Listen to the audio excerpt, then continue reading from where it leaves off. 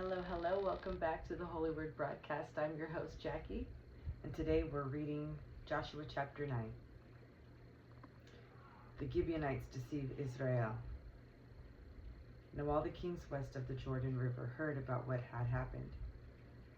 These were the kings of the Hittites, Amorites, Canaanites, Perizzites, Hivites, and Jebusites, who lived in the hill country in the western foothills and along the coast of the Mediterranean Sea.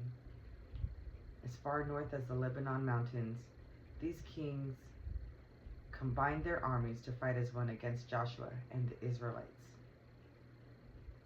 But when the people of Gibeon heard what Joshua had done to Jericho and Ai, they resorted to deception to save themselves.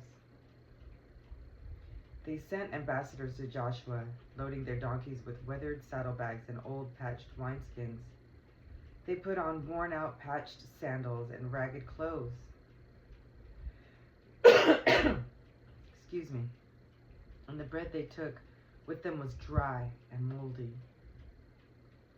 When they arrived at the camp of Israel at Gilgal, they told Joshua and the men of Israel, "We have come from a distant land to ask you to make a peace treaty with us." The Israelites replied to these Hivites, "How do we know you don't live nearby? For if you do, we cannot make a treaty with you."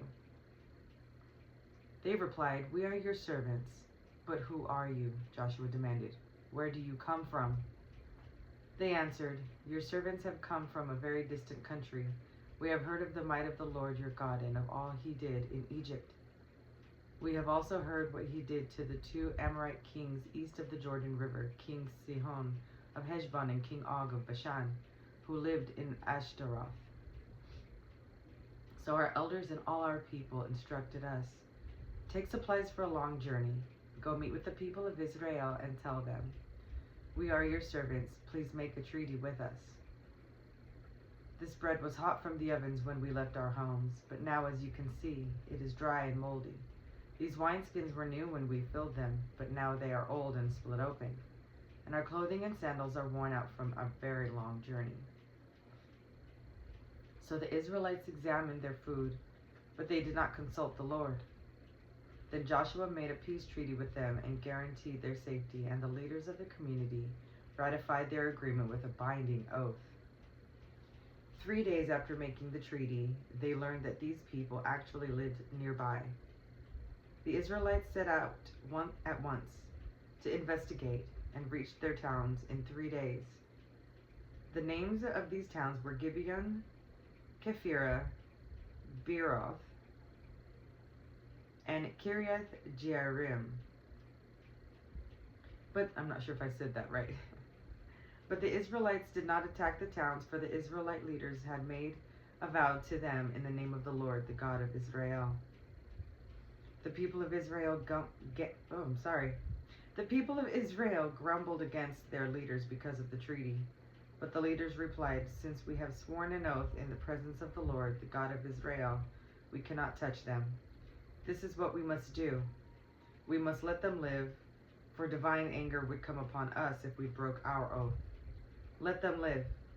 So they made them woodcutters and water carriers for the entire community, as the Israelite leaders directed.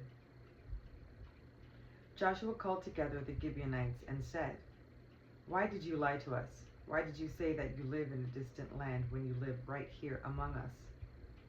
May you be cursed. From now on, you will always be servants who cut wood and carry water for the house of my God."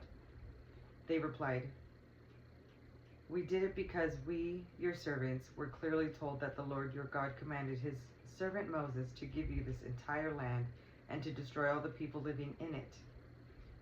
So we feared greatly for our lives because of you. That is why we have done this. Now we are at your mercy. Do to us whatever you think is right." So Joshua did not allow the people of Israel to kill them, but that day he made the Gibeonites the woodcutters and water carriers for the community of Israel and for the altar of the Lord, wherever the Lord would choose to build it. And that is what they do to this day. All right, so that was Joshua chapter 9. Thank you so much for joining me on this day of reading. If you're new to my channel, welcome. Thank you for joining. If you're returning, welcome back. Thanks for coming. So Monday through Friday, just read scripture, just simple scripture readings. And yeah, on the weekends we may do something more. Maybe not. We haven't been, but it's been very busy, very beautiful, blessed, and productive. But we haven't been doing too much on the weekends lately, but we'll hope to remedy that soon. And remember, the one ability God looks for in us is our availability. So remember to stay available to God at all times and in all things and in all places. All right, thanks again for joining me. I'm Jackie. This is the Holy Word Broadcast. And until we meet again, ta-ta.